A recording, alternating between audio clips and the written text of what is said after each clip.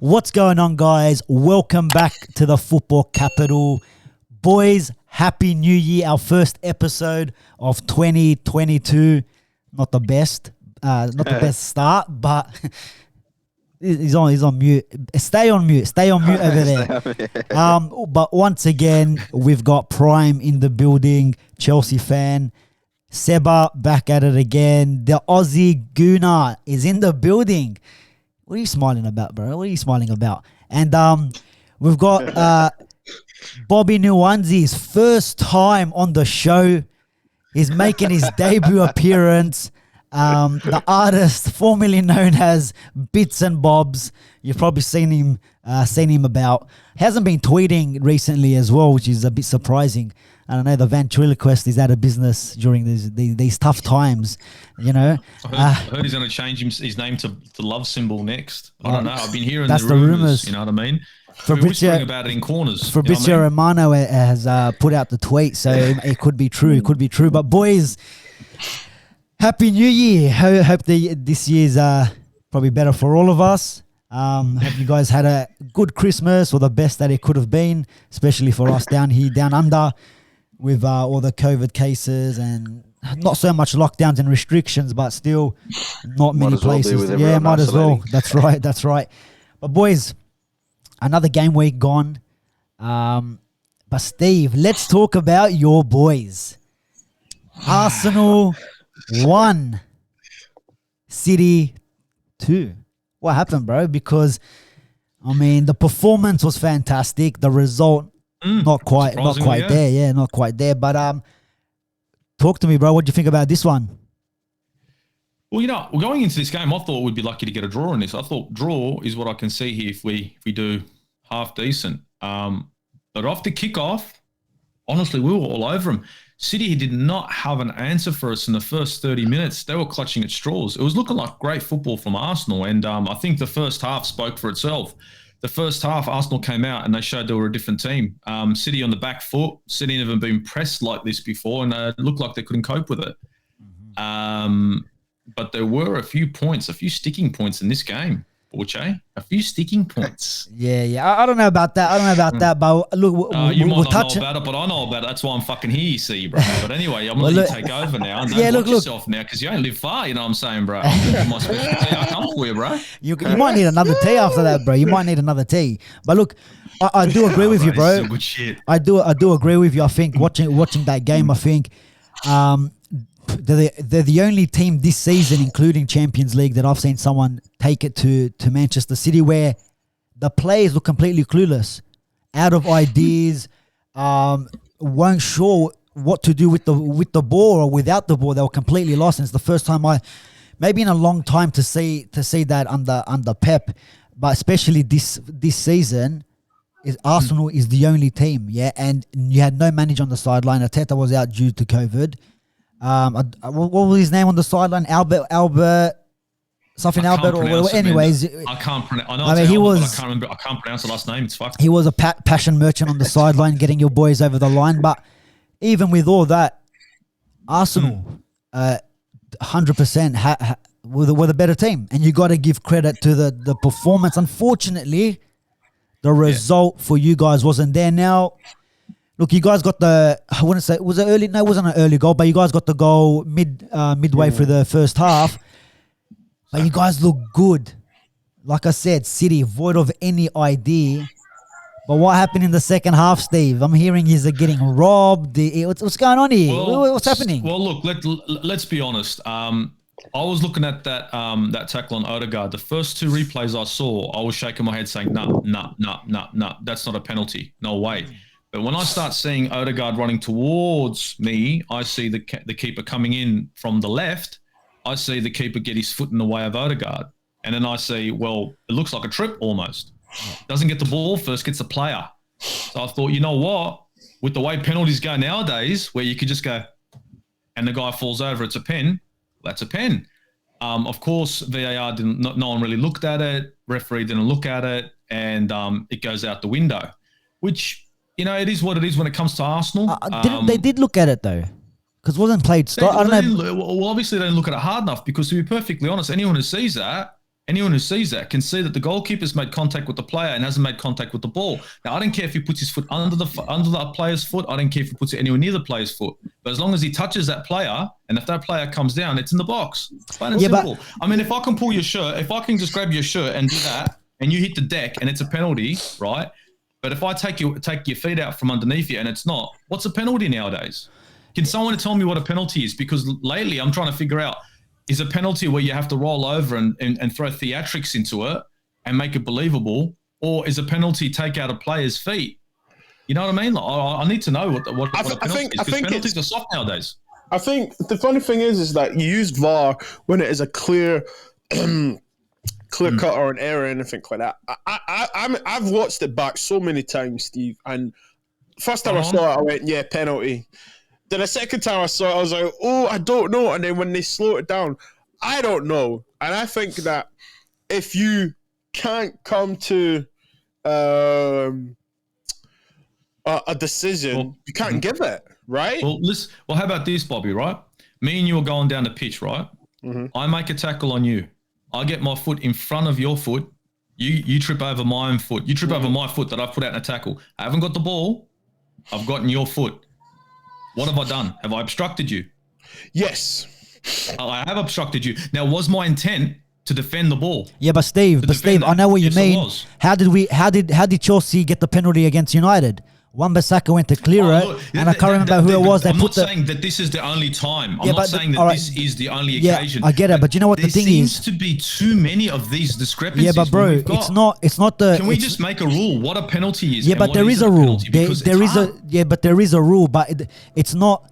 I don't think it's so much the referee's fault. I think it's the way it's interpreted, because it's like, is it clear and obvious error that the referee made? If the referee gives that penalty to Arsenal and then VAR go to check it, as we know it wasn't given anyways, they're not gonna reverse the call and not give it, right? If Arsenal got that penalty, the ref should have gone to look at it. Let's be honest. The ref watched it again. He should have at least gone to look at it. Like he did.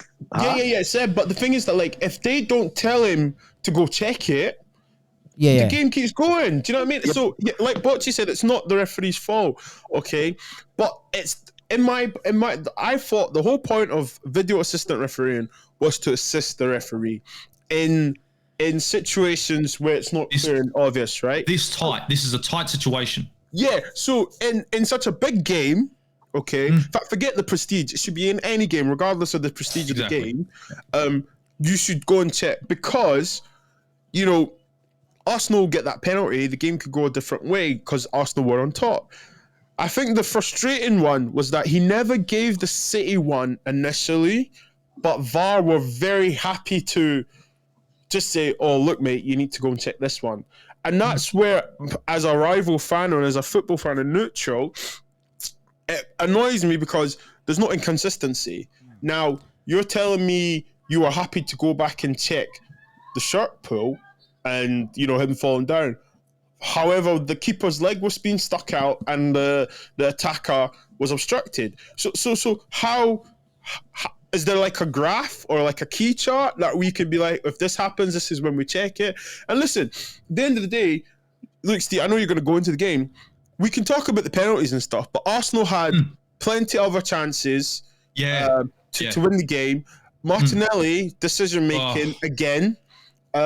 When he was supposed to shoot, he passed when he was supposed to pass. He could have taken a touch on that open ball and then taken a shot. The composure, he could have had a cup of tea and a biscuit before he shot. Do you know what I mean? So, look, we can talk about the penalty games and stuff. However, we need to look at the game as a whole. They had plenty of chances. Yeah. You know, they had plenty of chances. Prime, jump in here. Some of the penalty calls and also the overall performance by Arsenal. Who are we going? Prime. To be honest, I haven't heard. Here we go.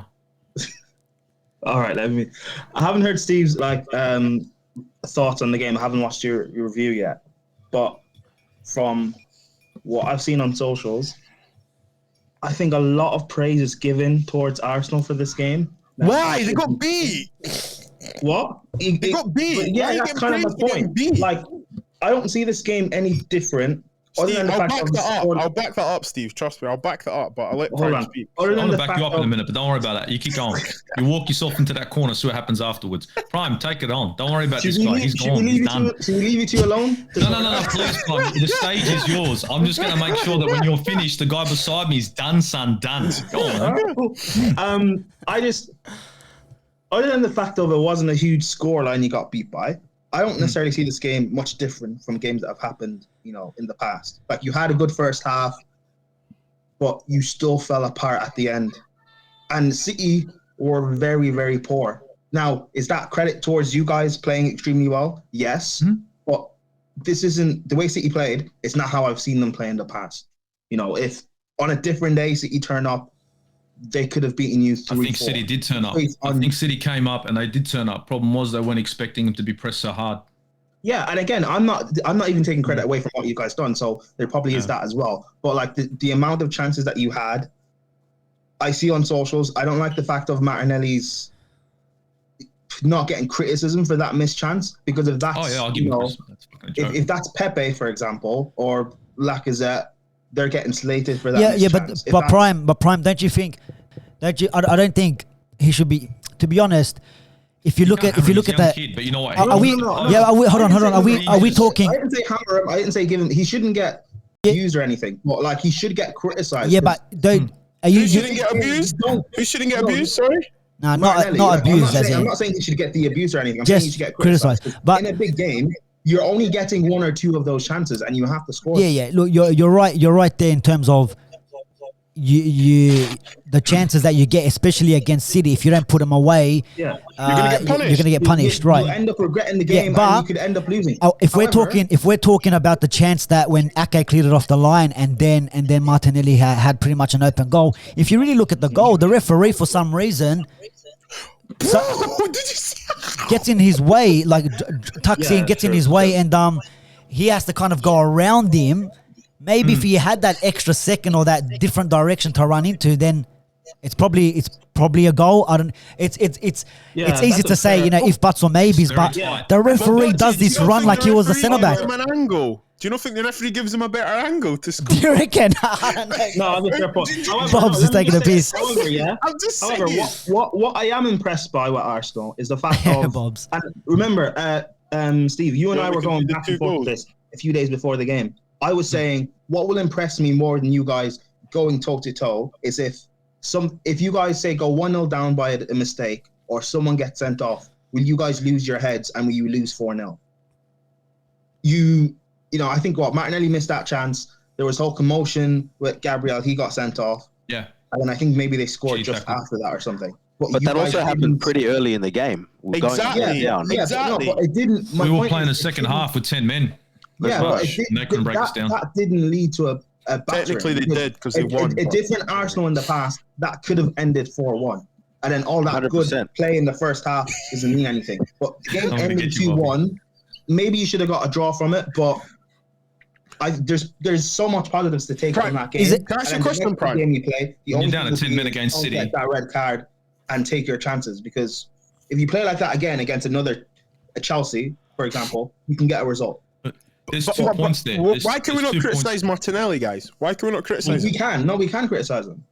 You can criticize him to an extent. Yeah, but what I was saying, Bob's, it's one, the whole referee situation, and also I think Arsenal could have still won this game if Gabriel doesn't get two stupid yellows, right? All right, the second one was a good yellow. I'll give him that because it's a professional foul, but then you're getting the first one. The problem is, I don't give him credit for that. Borchi didn't need to do it. But there were players there. He didn't need to make that tackle.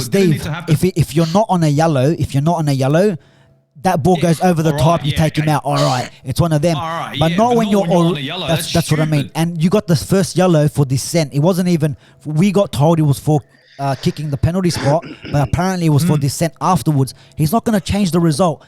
The goal, the penalty's already taken. It's already scored. We're not going to go back now and not give the penalty and reverse everything. Exactly. So why are you getting yourself in a situation where you're going to get booked?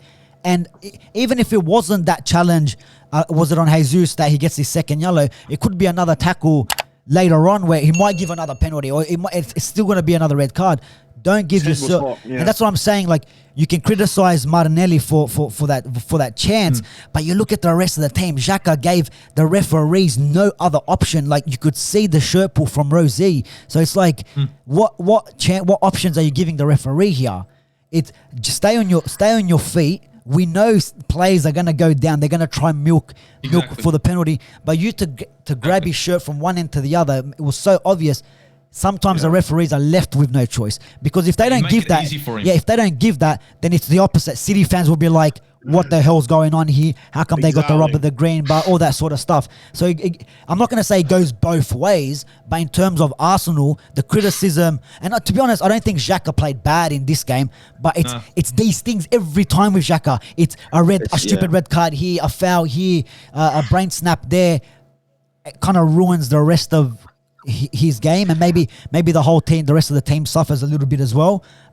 So that's why I'm saying with the Martinelli, you criticize him, but I don't think he deserves all the stick because they did have other chances, and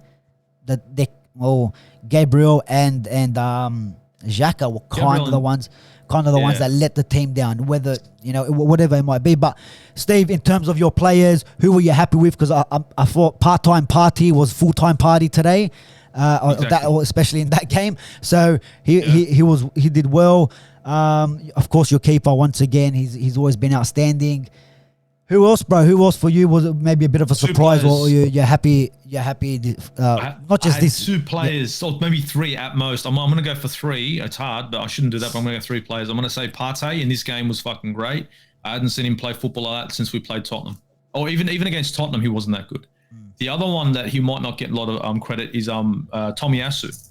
Tomiyasu on that right-hand side was a brick bloody wall. And the thing was, he wasn't just staying back, he was going forward too, so it was dangerous.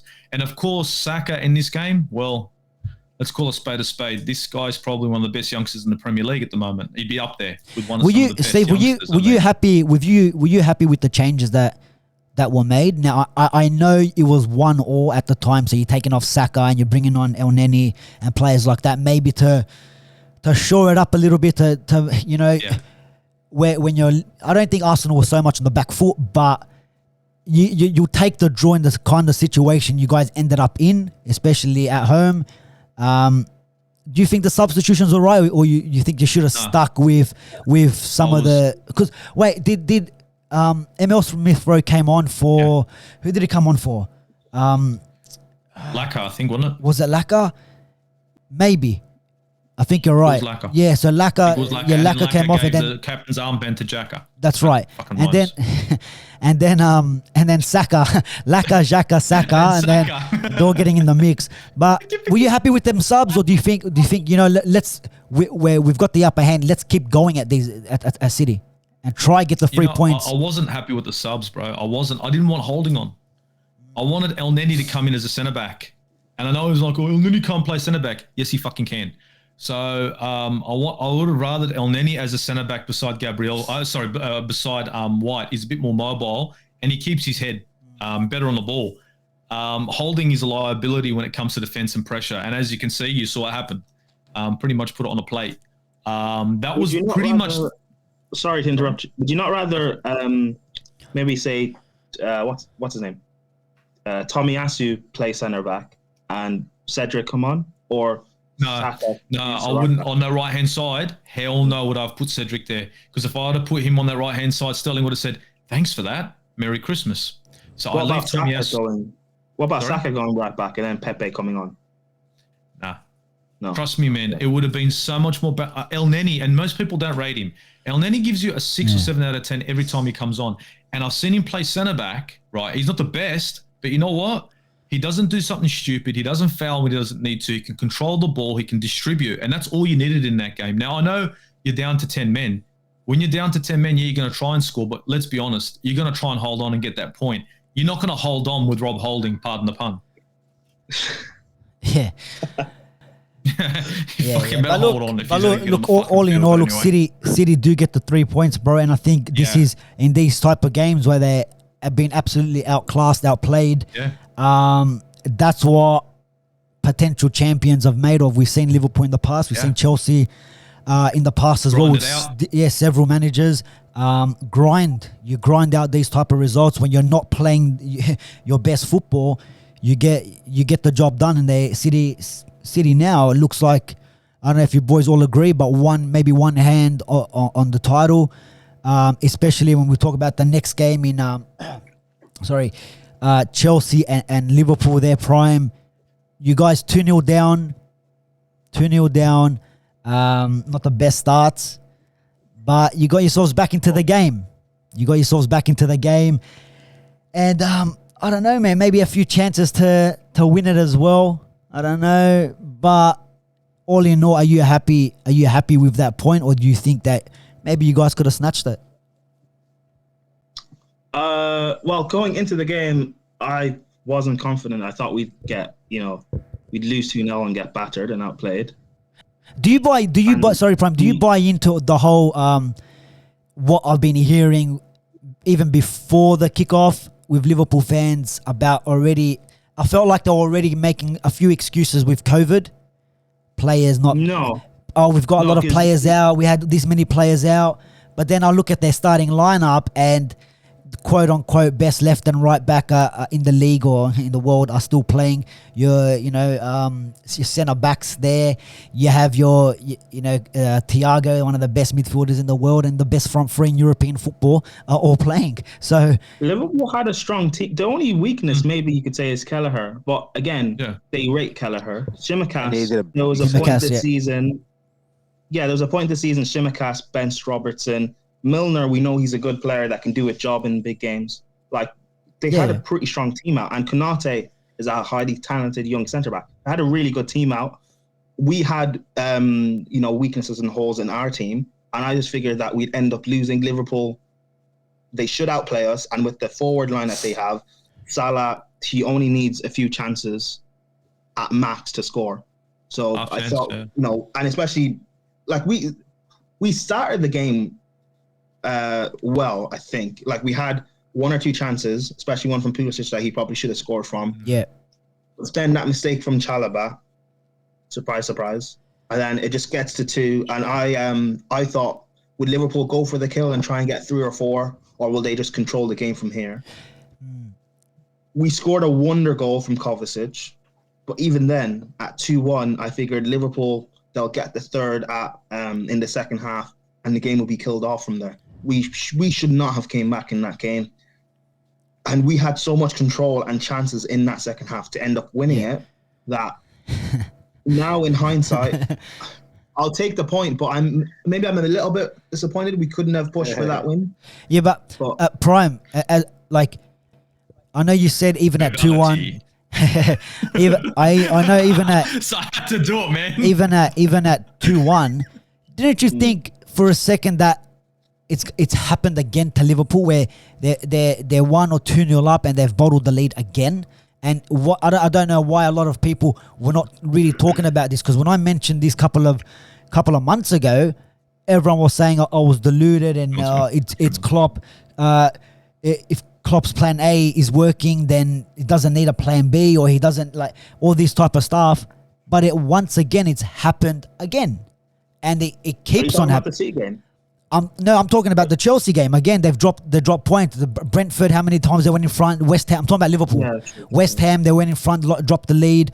And a few other games as well. No. This happened, like, when you're saying it's happened again, I thought you meant when Liverpool and City played, and it was, I think they were 2-0 up, weren't they?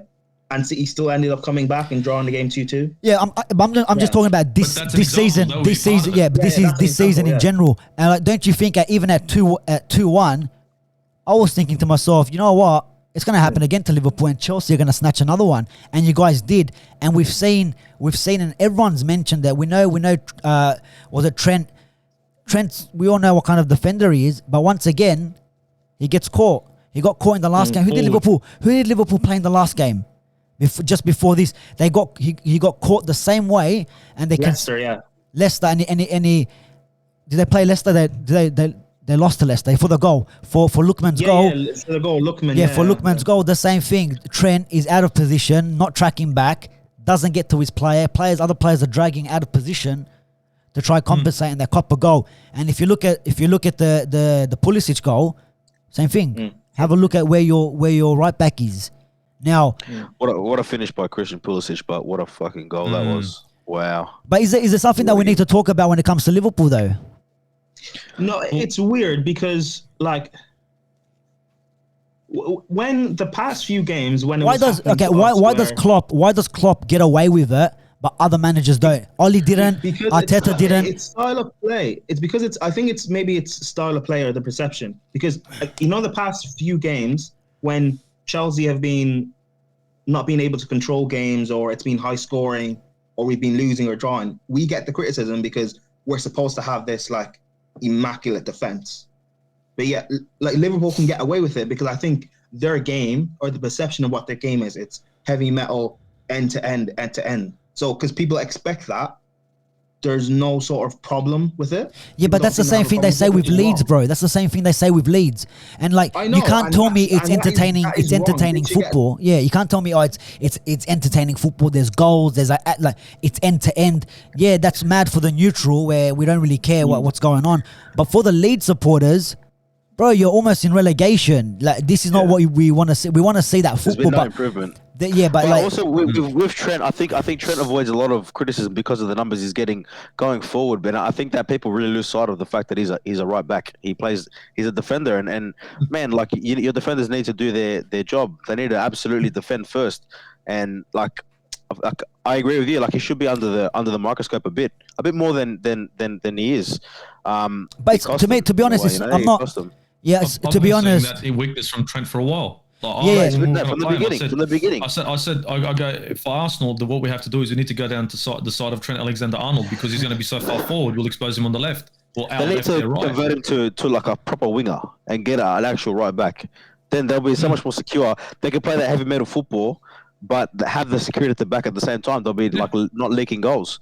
The thing is, they essentially kind of do that. When Trent bombs forward, whoever who plays the right centre back or plays the right central midfield, like they Matip, kind of tuck in and protect that side. So if Trent is not going to track back and defend, then it must now be a system problem with Klopp. These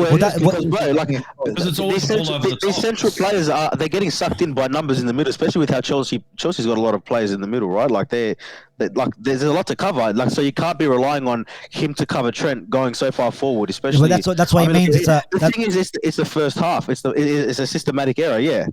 Like, potentially it would be, but there's also got to be communication between the two players as well. Like, you got to know where they're going to be and what's going on. You know, you can't just be so narrow-minded thinking just about an attack, getting the assist or whatever it may be. It's not worth it, you know. Yeah, you're right. But because it's easy to be complacent. Sorry, one more thing. Easy to be complacent when there's already been like goals in the first half. You think there's going to be more coming. You can bounce back from that, but obviously there ended up being no more goals in the game. So, you know, it's also the fact that it's early in the game. Yeah, go on, Steve. Yeah, we about to add to that. Well, yeah, because what I was thinking, like, I've seen Trent Alexander-Arnold's a great player, right? We both agree. We all agree that going forward, he brings so much to the team. But I think he's a liability when it comes defensively. Everyone knows that. But a ball over the top, and you can see it when Liverpool play. Every time Trent goes forward, teams have a lot of luck with a ball over the top on that left-hand side. As a centre midfielder, which usually what happens, tries to trek into that position, it's too late. It's usually a ball over the top, and then they're on a counter. And then what happens is when they're on a counter, the defensive line stretches out. Now, Van Dijk's a great defender, but he can't be fucking everywhere. And this is when they leak goals. And Liverpool, when it comes to a ball over the top on Trent's side, it's fucking happening every time. It doesn't happen with Robertson. Happens with Trent. Now, don't get me wrong. I know Trent's great. He's a great player. But I think this is going to be either up to Klopp to communicate, or maybe this is what Klopp wants. Klopp wants him to keep going forward, and he keeps telling his midfielders to pull back into that position. But if he can't see that he's leaking goals on that left-hand side or right-hand side, respectively, with a ball over the top, the guy's fucking deluded. Because I saw it when it was coming against Arsenal. I go, if we can go down Trent's side and just pull him forward, it's going to be goal time. And a couple of times when we went down the left-hand side, when we at least once went down the left-hand side, we exposed them. And this was a shit Arsenal playing a good Liverpool. This is just the sort of player Trent is. And that's why Klopp's system, but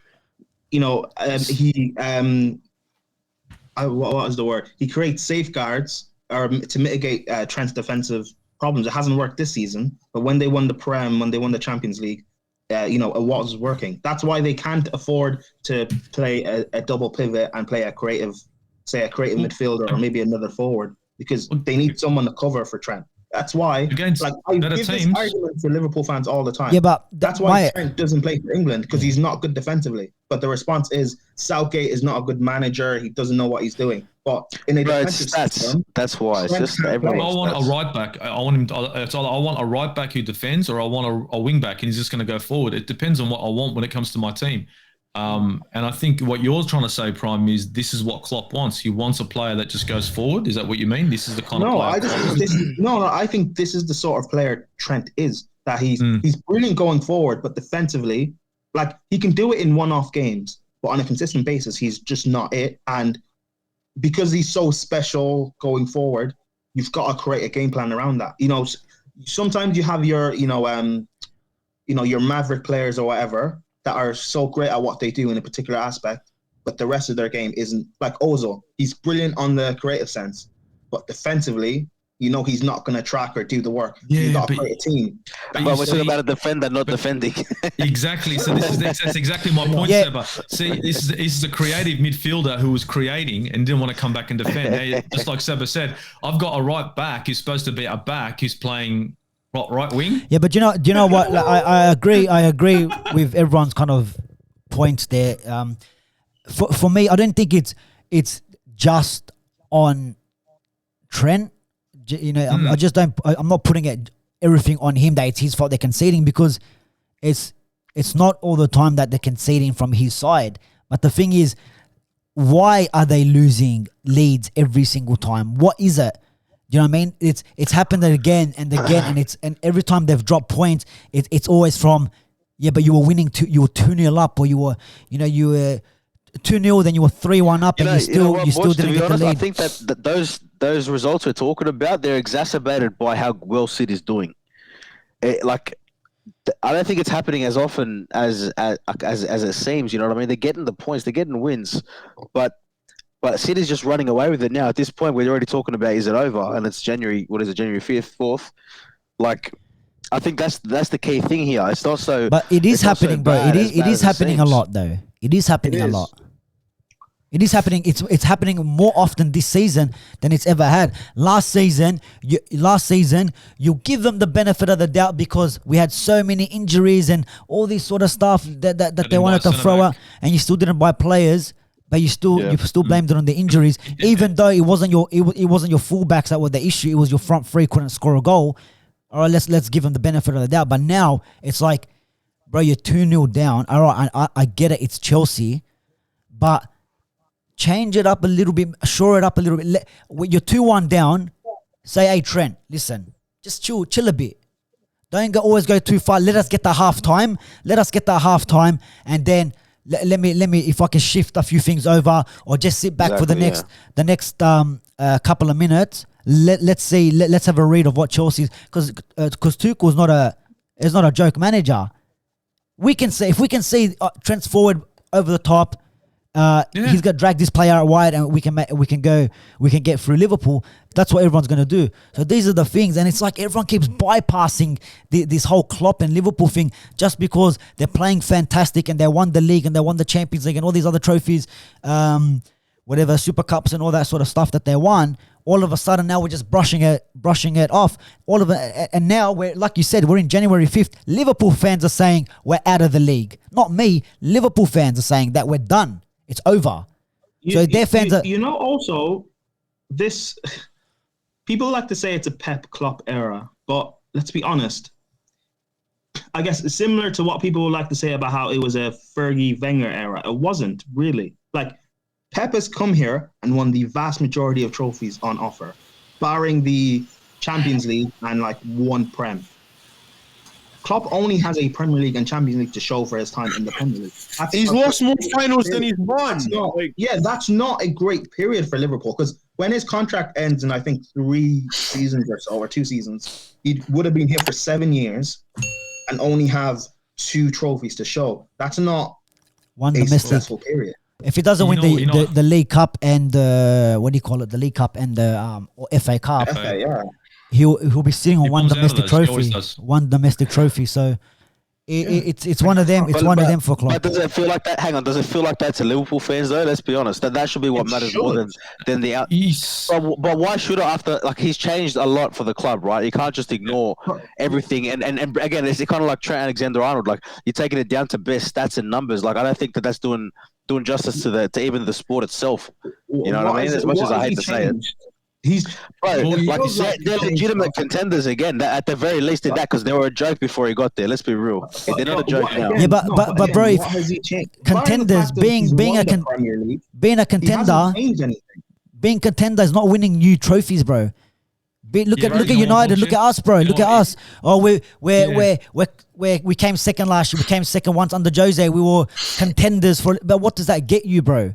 It doesn't get you anything. At the end of the day, there's only one manager doing their job in every competition. Then, like, that's not how it is. What do you mean? Every he's done it in though, VARchester. Yeah, I get it, but the style he's done it in. Your style has won you one domestic trophy. Okay, it's the Yeah, but listen to me. Ranieri did it with if he wins another, but he hasn't had. Come on, he bro. has not had as much support as other managers. Okay? Ranieri at Leicester, Blackburn. He has. What are you talking about, bro? Players. But you're measuring him with a manager who won one. Look, he's been supported. He's been supported by the owners, but nowhere near as much as other managers. Pep's been supported a lot more with Manchester City. The only way Liverpool could buy these players that they've got at the moment was to Coutinho out, Suarez out, buy, sell, buy, sell, buy, sell. Now I'm not saying listen. I'm not. Steve? No. Good for Pep. No, Pep's a great manager. I'm not going to take away from Pep. I'm talking about Klopp and the way Klopp had to do it. So Klopp walked into this Liverpool team understanding one thing, that he's not going to have it maybe as free as Pep. Yeah, but he decided that. Now he's come in and he's done it. But that's not true because when you look at people think City spend a lot of money, but they don't. They spend smart. They spend smart money. They don't spend big money. They spend smart money. When you look at the players that they've brought in, and they're not on high wages either. Like for example, how much was Ruben Diaz, and how much wages? 60 million, 65 million. How much was Liverpool could have done that in one summer? How much was someone like Cancelo, someone like Rodri, someone like Laporte? Liverpool could have bought one of these players with smart money or scouted better. Timo Werner. One of these players, though. One of these players. All those players came in, like 3 windows? 4 windows max? Yeah, but whose fault's that, bro? Whose fault's that? Liverpool's team slowly got upgraded throughout the years. Yeah, but whose fault is that, bro? Milner left. Yeah, but bro, it can be done. That's the thing. Like again, how many how many really additions do Liverpool actually need? Probably another forward, you would say. You can do that. You can get that in the summer. It depends on the individual, and the individual is Klopp. At the end of the day, Klopp didn't feel that he needed to add to the squad when they won the league. In my opinion, I think that's wrong because when you've just won the league, okay, you need to add refreshments. You need to add competition. And you could say Fergie used to come out with this thing like, oh, there's not enough value in the market. That was only because we didn't have any money to spend. Now, Liverpool just won the Champions League. Won the Premier League, Champions League prior to that. There's money in the bank, okay? You can even be shrewd with the way you buy players. We've played Chapman before, 10 million up front, another 50 million in stages, whatever it is, yeah? At the end of the day, him as the individual, Klopp as the individual, decided not to do this. And that's his own fault. How do you know it was him? How do you know it was him who said, I don't want it? How do you know? Did you sit next to Klopp and he wanted Timo Werner? Hold on, Steve. Yeah, but hold on, bro. He wanted Timo Werner. And Timo Werner, I know he's getting a lot of stick at Chelsea, especially last season. But in a Klopp system, Timo Werner would have been perfect for Liverpool because he was under Rangnick. He was at the Leipzig where they play that style of football, and it would have suited Liverpool to the T. But they fucked around on wages and all that sort of stuff. And now when you needed a backup, that's more to no, it's more to Klopp isn't. But get the job done, bro. I'm not going to pay these wages. Yeah, but it's not Klopp. Okay, yeah, but it's not Klopp, bro. Klopp might say, I want this player, and then it's up to Liverpool to go. But they have the money, bro. They just won Champions League and Premier League. You need to bolster your squad. I understand that, VARchester. I understand that, but it's not up to Klopp to spend it. It ain't his money. All he can do. Bro, is they want to give 500 to Salah, bro.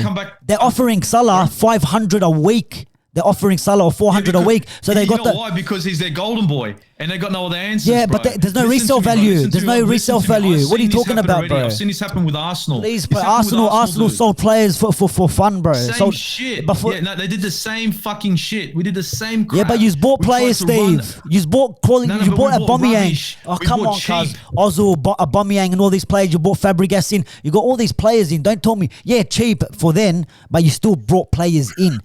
Exactly. You brought And this is players what I'm in. trying to say. Look, He the can last two still- windows, I the last don't two think windows, he's Arsenal being won the supported by the his transfer club. window, bro. I don't see Jurgen Klopp not spending any money. I reckon he's not spending money because he's got American ownership. It's a different game, bro. I think Klopp, if he maybe he can force it.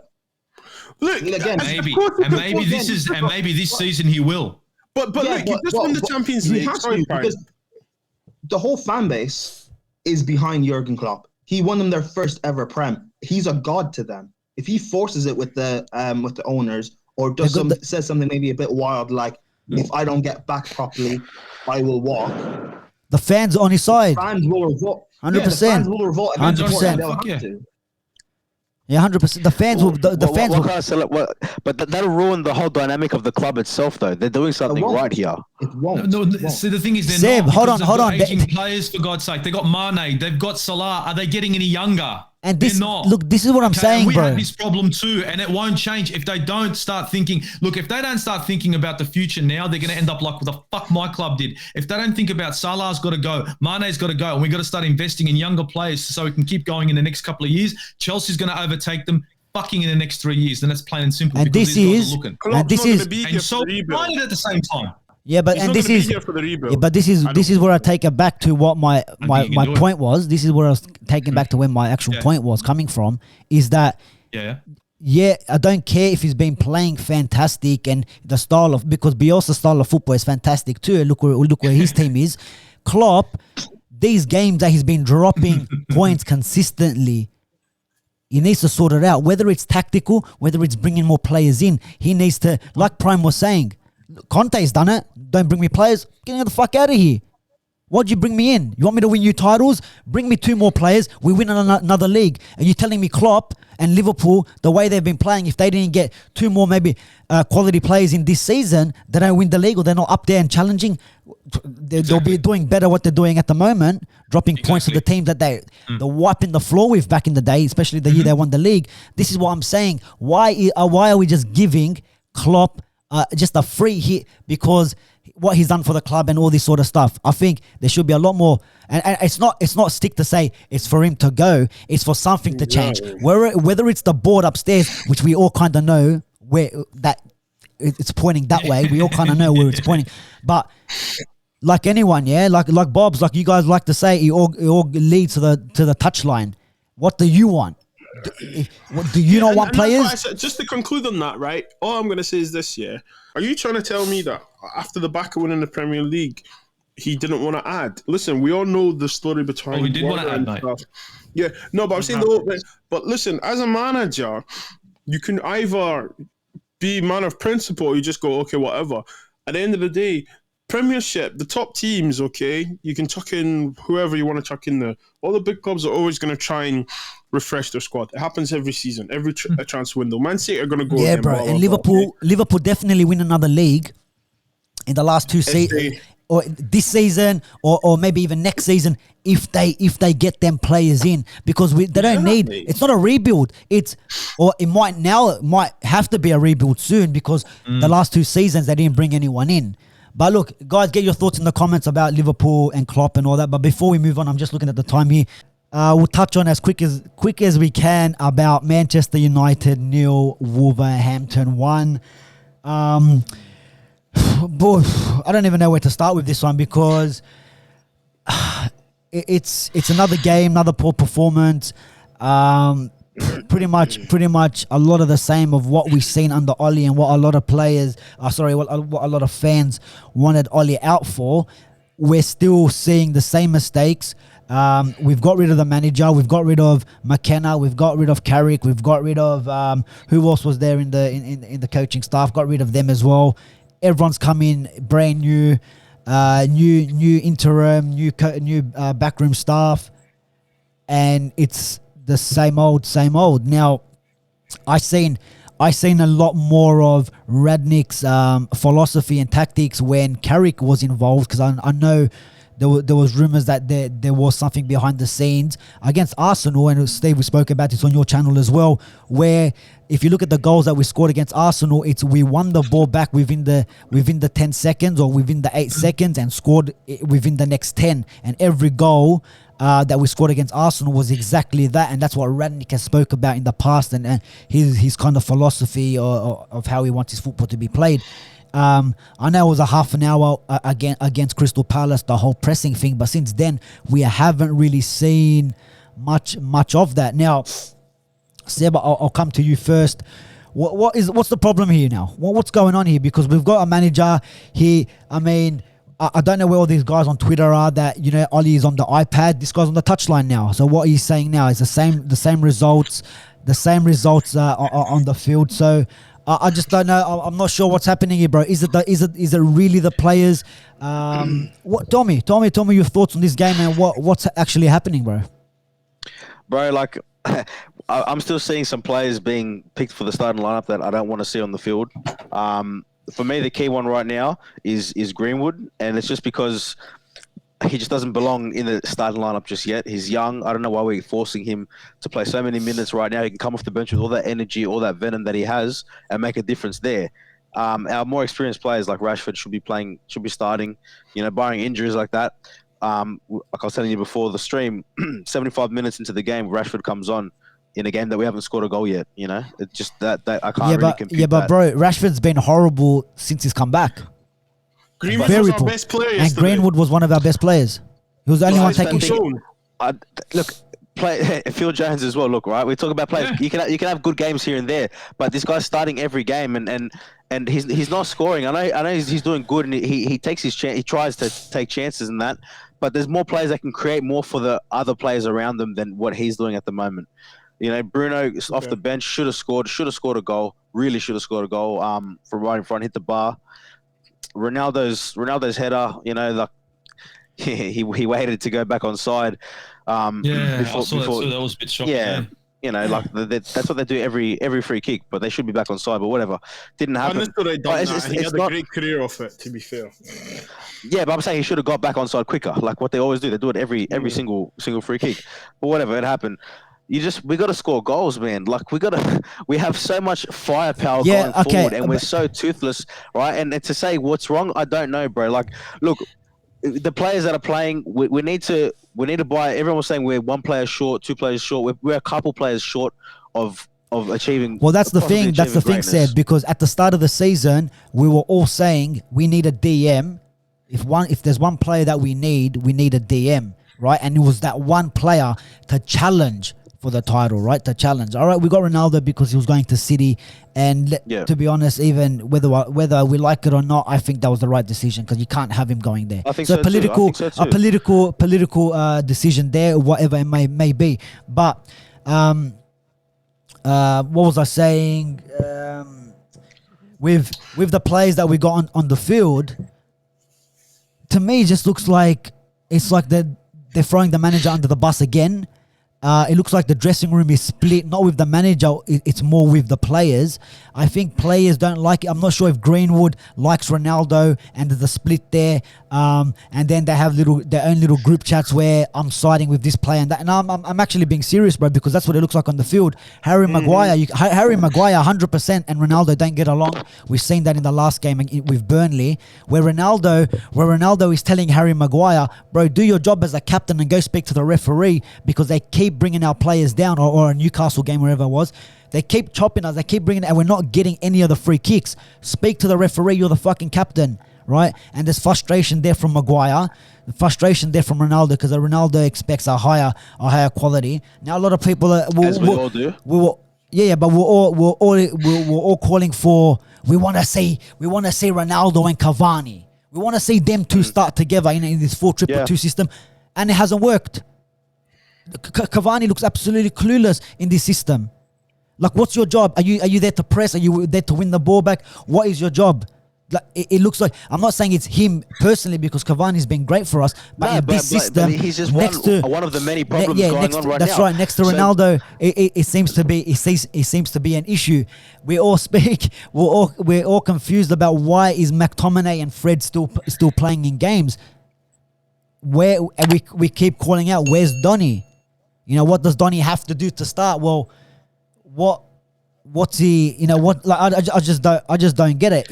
And even when to me, it seems like Rangnick isn't even making the. We got someone else who's behind the scenes who no one even knows their name, who picks everything, bro. Doesn't matter who the manager is, they pick everything because nothing's changing. And to be honest, bro, I feel like no matter what.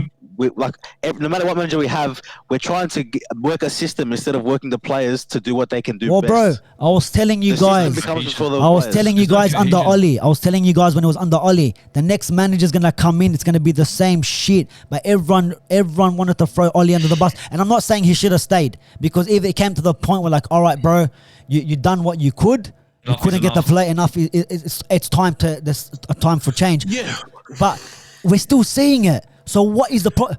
And like to your point, Seb, to your point, that's where it's still happening. Yeah, Bobs. Just before I come to you, Bobs, Seb, on your point, what I kind of slipped my tongue was, at the start of the season, it was we only need a DM. Now we need a whole rebuild. In 6 months, we need another rebuild. Ronaldo won't stay if we don't get top four and don't get Champions League. Cavani's leaving. Martial's gone. Lingard's gone. Donny's gone. Wan-Bissaka's not good enough. Maguire's not good enough. Luke Shaw is 50-50, not really the best. De Gea is getting to that stage. Do we keep? And I'm not saying we should sell him. I'm just saying he's coming to that age. But Henderson wants to leave. So what is going on? Mata's gone. What age is De Gea coming to? Because he's a very young goalkeeper still. Yeah. But I mean, he's coming to the age where you might be looking to get someone in. And with Henderson. Yeah, what are you talking about? I don't know why I know you love him, bro. I know you're. He's 31 years old. Goalkeepers play to their 40. Yeah, okay, but not really anymore, bro. Not really anymore. It's not David James, but we're not here. Not David James. To rebuild this squad. By the time he gets the squad that he wants, De Gea is going to be 30-3 or something, and then he's going to be okay. Let me put it this way. But all right. Oh my God. All right, then. I rate De Gea. All right, then. All right. He's the best It's not about his quality, but just an age. Okay. All right. Then all right. Henderson. Yeah. All right. Henderson wants to leave now because he's not. He got promised the first team spot. He's not getting it. Yeah, like so now you need another player. You need a decent goalkeeper to fill in to be in the reserves there. So you're looking at 8 players now from the only one player that we were screaming about to get in. This is the problem now. Yeah, this is the problem. Yeah, I know, bro. And then to top it off, we got a manager trying to play a system instead of the players that he has. I don't know who he wants to fill these positions and the style that he wants us to play. So Bobs, let me come to you, bro. We'll talk about the system and the style. Do you think Rangnick should try go with his system and try to make this work? Because if there's a plan, I think they should stick to the plan. Because I wanted Rangnick in, but I wanted him as the football director. I didn't even think we'll get him anyways.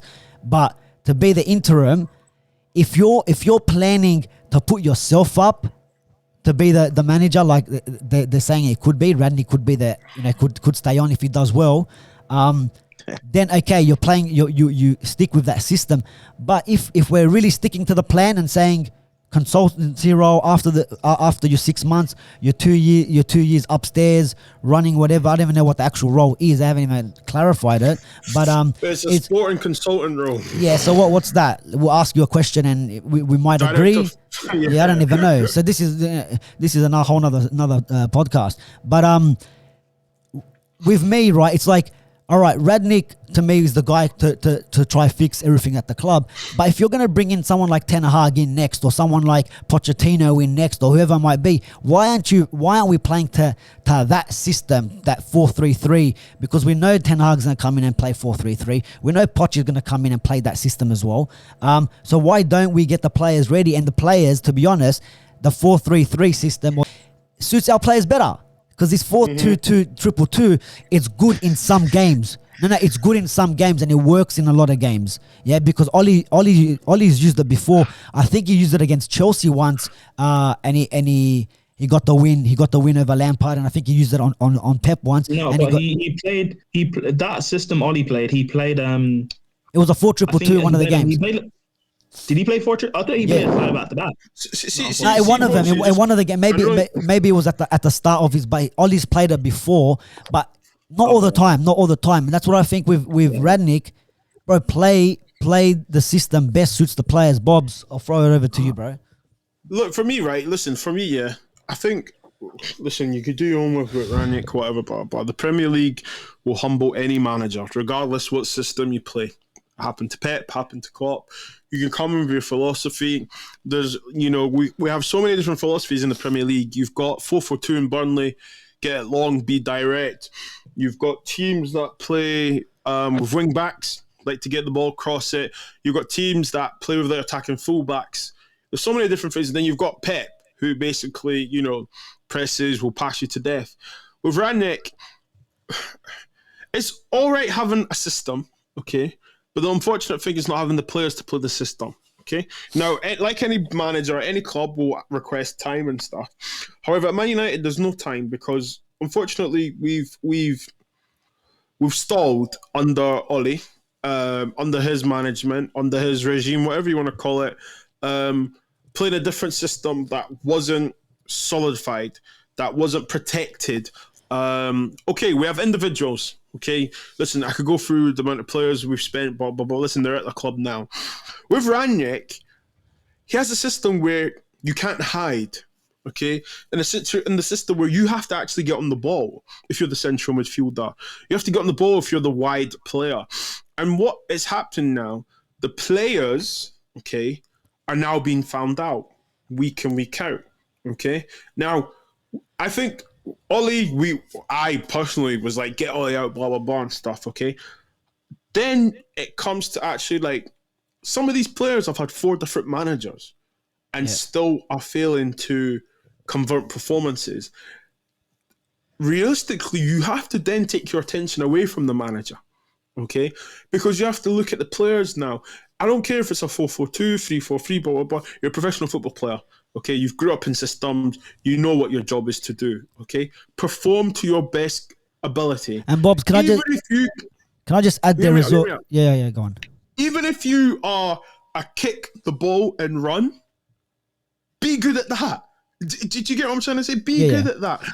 On a personal, individual. Listen, if I go boxing with Steve, right, I'm going to try and condition my body. I'm going to try and be like, right, what can I do? What am I good at to be better? But if you flipping take me to some of your graphic classes, I'm going to be like, right, you need to be able to draw my shapes, blah, blah, blah. You have to apply yourself as an individual, okay? Application, that's the word I'm looking for. Now, when I look at our team, like I was talking earlier about watching football, okay? We saw our central midfielders failing to go get the ball from the centre-backs. We were seeing the centre-backs drive 20, 30 yards forward to then turn back and pass it to their centre-half colleague. Now, for me, that's worrying because that's telling me no one in front of the 2 centre-backs wants to take the ball, okay? We're not, I beg your pardon, Harry Maguire tries these zings, blah, blah, blah, and stuff. You can't do that every game because what's just going to happen, the defence are going to step up and they'll just play on the guy's touch as soon as the ball tries to land on the ground. Individually, unfortunately, I've said this to you guys off air, it's not even frustrating now. It's just that you're not good enough to play here. That's the verdict now. We can go through Rashford, Sancho, whatever. Some of these players, majority of these players are not good enough. Now, someone's tweeted something yesterday, and I thought this was really, really funny.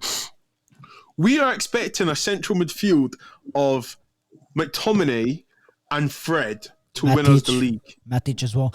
I know, and Matic to win us. But this is the thing. We look at. Let's look at half the Premier League, and they all have a better midfield than Manchester United. You can Wolves. Martinho, 36 years old, bossed our whole team. Neves, why is Neves leaving Old Trafford today? Why is he leaving Old Trafford? It's January transfer window. Sign the contract. Why is he leaving? Yeah, these Leicester, better midfield. Yeah, Liverpool, better midfield. Chelsea, better midfield. West Ham, better midfield. Arsenal, maybe individually quality is not the best, but as a team, killing it. Partey definitely gets into our squad. 100%. Emil Smith-Rowe gets into our squad. But when we're talking about these players, bro, now they need to take, like, why? Like, I know we can go to the board and say, why are the board giving these guys 200k, 300k a week contracts when they even haven't won the league yet? You haven't won a trophy at this club yet, and you're asking for how much again? Yeah. Yeah. Not only that, when you got players that are complaining about training at 5 p.m. Training at 5 p.m. We're complaining. Do me a favor, bro. $200,000 a week. Do me a fucking favor. So your previous managers, can I just say, like, don't say it, Prime. Don't say it. Don't say it. No, don't say it. I know where you're going. I know what you're gonna say. I'm not even talking about Ollie. Say it. He's better than Rangnick, yeah. Like Mourinho and Van Gaal, who people because they were past their prime and people thought they were finished and washed. Fans didn't want to listen to them. They still wanted to believe in a Pogba, a Martial, a Rashford, even though I rate him. They still wanted to believe in these players. And they repeat another manager. You take out Van Gaal, bring in Jose. Same thing happens. Oh, it's the manager's fault. You're not playing him in his correct position. Sack Jose, bring in Ollie. These players are good enough to win the Prem. Things start off great, don't work out. Yeah, but Jose told this board, listen, these players are not good enough. I need to improve. The thing about Jose, right? Sorry, I've cut you off, Prime, and like me and Bocci talked about this. The thing about Jose, right? But you remember when we talked about mentality of like the players years ago, 10 years ago to the players now, right? And people say like, oh, he's a dinosaur, blah, blah, blah. The game's, okay, it's changed because of science and stuff, but you still need the same characters, the same mentality. We've got players, right? Exactly. This is the mentality now. We've got players that are happy to play a game of football, not try, not do nothing, immediately tweet, we're sorry, blah, blah, blah, and stuff. That's weak. You're soft. Like, I'm sorry, right? Steve, I'm not shaking hands and shit after the game, man. Like, and I saw that in Manchester City, and I was like, "Who's going to get it?" But Steve, but this is. But again, forget your board because that's a different issue that's also important. But your fans, you guys allow this though, because you like a poor performance from these players because they're the biggest ones in your squad. A poor performance from Martial, Rashford, Pogba. People, because you guys have stands in your fan base that love these guys, they can get away with it. No, but again, same thing applies to Chelsea as well, by the way. Brian, we have stands in our fan base where if Mount or whatever has a bad game, these guys can get away with it. And there's too many when it's the whole team not performing. But no one holds them accountable. Like, again, but this is my point. If McTominay has a bad game or Maguire, it's bad. But you know what? These players are bad players. You don't rate them, whatever. But when your best players are also performing bad, they're supposed to be your leaders. They're supposed to stand up. Bro, we did not need Ronaldo. Ronaldo, that was a commercial saying, listen, we got gas, but listen, any football person with any common sense knowledge knows that we don't need it. What we needed was coaches to come in and actually coach Rashford and Greenwood. Can I ask you something, Bob? So many different managers. On that coaching stuff, yeah? I can't remember. I don't know if it was on the terrace that I heard it though. Or on Flex's channel, I don't know, I can't remember. But it was like, did we even get to see Ollie's philosophy? If these players can't do the basics, we can't play a 5-meter pass. So did we even get to see what Ollie was bringing to the table? That's just a question. You know why I can say that? Because I guarantee no United fan or no Premier League fan has seen what Ollie's done at Mold. So no one knows what his philosophy is. He's playing this counter-attack system because it worked with the players you have. Rangnick's come in, and to play a press, what Rangnick's doing is not complicated, by the way. To play a simple press should be something these guys can do, but they can't. So they clearly are not good enough tactically or mentally. So Ollie playing sit back, counter-attack, sit back, counter-attack. It's so basic that even these players can do it. but no. Like I can't have that. Sorry, Prime. I don't agree with that. Do you know why? I don't? These are supposed to be professional footballers. Like, let's be honest. Yeah, exactly. I'm sorry. I tell a professional footballer, I need you. Like, for God's sake, I'm not a professional footballer, but if I have to go out there and impress, fucking oath, I'm going to go out there and impress. Run. Yeah, but Listen, get in there. You know what I mean? But the problem I have here with these players, your players, is not that they're not all bad, but the problem is it's as if there's no cohesion. It's as if, you know what? They honestly, in this Wolverhampton game, it just looked like it was like, I didn't give a fuck, bro. They They don't care. You know They don't what care. They don't care. And like Bob's is saying, care. It was like, we're here to play football, yeah. but who cares? And like Bob's was saying, bro, and like Bob's was saying, every game they're telling us they're apologizing and all this shit. Bob's, how many times have apologies? I? How many times? Get me 3 points. Yeah, but that's what I'm saying. Every week, or every time a player is signed to the club, what do they say? We're here to win trophies. We're here to win I'm here so I can help the team win trophies for the fans. Yeah, for the fans. After the Europa League, Rashford came out and was like, we need to go back and we need to see what we did wrong, blah blah blah, because we'll be back. But like Bruno, the same thing, and all these players, the same thing. But when you get onto the field, what are you guys doing? Rashford. Yeah, I've got his shirts right behind me. I'm backing the kid. But bro, what happened to you? You've been space jammed. You walk onto the field and you look lifeless. Like there's no emotion, there's no passion, there's nothing. Like void of ideas. You can tell me this manager came in, he's been playing under 4 or 5 managers, but bro, do your basics right. Play a 5-meter pass, do a run, communication. It's these simple things that it's breaking down. Can I add to that? Add. I think. Otherwise, I think. I've got something to add to that too when you're done, Bobby. I think. See. This is a weird thing I'm going to say, but I hope you get what I'm saying. Social media hype and stands, whatever you want to call them, Prime, have got some of these players believing their own hype now. Okay, I'll start with Bruno Fernandes. Okay. I always say that if Man United go for a player and the other elite clubs are not going for them, I always say, why is that? Okay. Now Bruno done his thing. I was celebrating him, but I still celebrating him. And then we bring out a report to say that the reason why we never went in for before is because we think he loses the ball quickly, blah, blah, blah. Now, stuff like that shouldn't get leaked out after you sign the player, okay? Stuff like that. But what I'm trying to get is that some of these players now, respectfully, have not done anything in football. Yeah, but this all these things you're saying, but it's been happening for a while now, and like this is what I'm saying. We can add other players that you can add other players as well in there. You can add Pogba, some of the other players that have left as well. I'm only talking about the players that are playing yesterday. Yeah, but I'm just saying general Pogba and all right, Eric Bailly can't stay fit, and just so many problems in this squad. It's like, where the fuck do you begin? Steve, did you just want to quickly add in what you wanted to say there, bro? Yeah. Look, it feels as if your players get a green light to do as they please. It's like they get a pass every time. And the way I see it, right, and the way football's gone, I'm a kind of guy that's like, you got to play for the badge, you got to play for the badge, you got to play for the badge. That's how I am. But like, football has developed now and moved on. Players are playing for the paycheck. They're playing for the clout. They're playing for the tweets. They're playing for the stardom. They're playing for all that, right? They want all that. They want all the fucking hype. But at the same time, what happens on the pitch is like a fourth, not even a first thing anymore, a fourth. And it's accepted.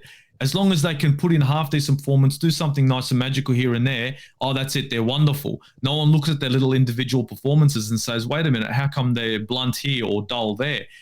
And what I'm finding is that these players now, right, aren't playing for the badge. They're paying for a paycheck. Now, if they're playing for a fucking paycheck, right, then they have to earn the paycheck. So if you're going to go out there and you're going to play some football, right, I don't care if you're the worst player in the world. I don't care if you're playing the wrong fucking shape. The one thing I won't accept is moving.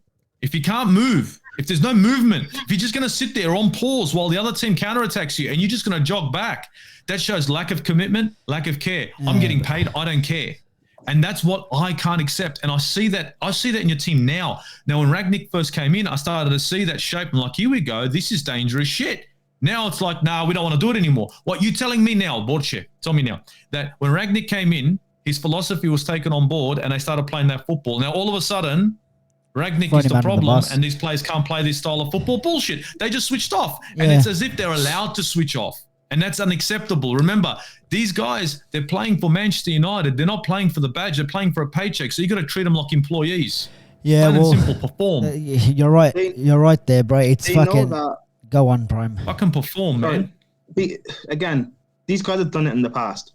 They've gotten managers sacked. And I've seen it at Chelsea multiple times. I'm speaking from experience. They know that they can get managers sacked. They don't have to give an effort. And also, Rangnick's only here until the end of the season, literally. Exactly. So they don't care. So They're just I don't have Yeah, to but that's try. the problem. Yeah, but bro, Why if not he's get going, away with this? They shouldn't be allowed. Yeah, but to. bro, They should be scared. if he's going, that they shouldn't be at all. But that's the culture Man United has been for the last since. It's a lot of 30 fucking. yeah, but Prime, And Prime, the fans have it. Forget whatever the board does. That doesn't matter. The fans have allowed this to happen. Yeah, but if Rangnick is going to go upstairs in 6 months' time and he's going to have like that advisory role or football director sort of role, he's going to advise the manager or whoever comes in. He's not good enough. So these players, and I get it. Half these players are going to go anyways. So why are you playing him? Cavani's going to leave in 6 months. But players like a Rashford or Bruno, Pogba, etc. These guys are talented, so they'll still get a good move, a good paycheck to a good club. A good paycheck, you said it. A good paycheck. You see that? That's the problem. Exactly, a good paycheck. People, see, this is the thing. See, fans are not seeing these players because they're looking for a good paycheck. They're not here to play for Man United. Fans are supporting Man United because they support the badge, not the fucking player like I support Arsenal. The problem is the player doesn't support the fucking team. He supports his fucking bank balance. So that means when they don't perform and they do shit and they show lack of devotion or cohesion or energy, then the fans have to get on their back and say, are you here to play for the club or here to play for a paycheck? Because if you're here to play for a paycheck, fuck off. Yeah, bro, but at the same time, Tevez was playing for a paycheck, even though it wasn't that much. He didn't even like football, and he was still killing it. You have players who play for the badge. Yeah, look, we get it. Someone like Dan James, who plays for the devotion. I'm trying to find these. The shittest player in the world. I'm trying to find his receipt, bro. But again, I'm trying to find. They have players like McTominay, Dan James, Lingard, who play for the badge, but because they're not good enough or they're not talented enough, they get all the abuse. Listen, but yeah, again, the other Martial can get scapegoated. Rashford, Paul, all these guys because they're talented and they're flashy, or they'll hit a 50-yard pass, or they'll score a screener now and then. It's okay if they don't turn out. People forget what Gattuso done as a player. All he done was run, close down. Yeah, look, it's not football. Football has changed, and like Steve was saying, if they, and Bob's as well. Yeah, there needs to be movement. Players need to run. Players need to bust their ass. At the moment, at Man United, it's Madame Tussauds settings. Everyone's fucking just being a statue. You're probably seeing more movement at Madame Tussauds as well. So. That's fucking, like I said, that's another one for another podcast with this club at the moment. But boys, look, I'm just looking at the time. We'll wrap it up there. It's been a rough week. I know Steve's happy with his team's performance, but the result wasn't there. Prime, maybe the only one smiling because he didn't expect to get a result against Liverpool. And obviously, boys, Bob, Seba, us, we're just in the mud once again.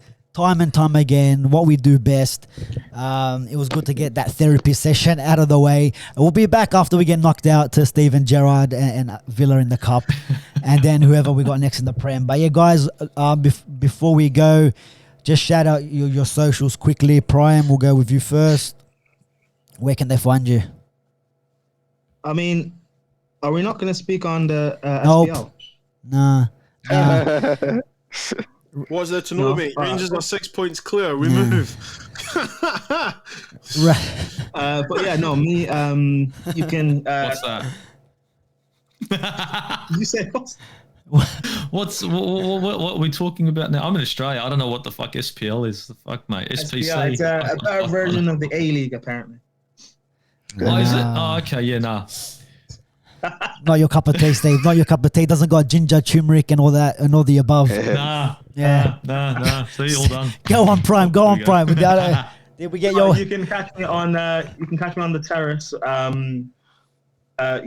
My thoughts on Chelsea and stuff. On the first XI, AFCON is coming up end of this week, so we're going to be doing a lot of content all around AFCON as well. So check that one out, and follow me on Twitter and stuff, and Yeah, Chelsea win the league, hopefully, or the Champions League, something this season. Fantastic. hopefully. Steve. Easy as. They're going to follow me on YouTube, Aussie Gooner, or on Instagram, same thing. I'm either going to be jumping for joy or fucking pissed off. One of the two. Do you want to add in what trophies Arsenal are going to win as well? Prime's winning Champions League. What are you guys winning? Honestly, man, maybe an FA Cup. Maybe an FA Cup. Well, you got in the EFL, something like League Cup. Yeah, League Cup semi. Yeah, not too bad. Yeah, I mean, Bobby Nwanza, your debut today. thing. Your debut, Bobby. Great to have you on. Where can they find you? I mean, we're trying to look at. We're trying to. Onesie. It's a silent N. Onesie with a silent N. Yeah, that is my Twitter handle, my Instagram handle. Look out for some new videos. I've got a few things coming out. Obviously, just because of restrictions and stuff, a few things have been put on hold. But yes, you'll be looking at some more stuff. Not gonna lie, I've enjoyed my break. I've been feeling ill and stuff, so another week off, and now I'm slightly recharged, and then we're back. But yeah, it's good to be on YouTube. On the Football Capital on that. You guys are doing not bad, I suppose. Yeah, you're lucky you got a stint here, bro. You're lucky because you on social media in the last couple of weeks, not too happy with we're you, fucking bro. scraping the bottom of the barrel when we get Bobby on, Yeah. Fuck. Anyway. Yeah. Like really scraping, bro. Like there's a dent at the bottom of the barrel, you know what I mean? And of course, Seb, where can they find you, bro? Where can they find you? He doesn't know where the fuck he's at, let alone they're going to find him. Nah, just on YouTube, mate, when I'm on the Football Capital. There you go. Right here. Right here. Guys, like always, like, share, subscribe, leave your thoughts in the comments below. Boys, once again, thanks for joining. Happy New Year, and we'll see you in the next one, lads.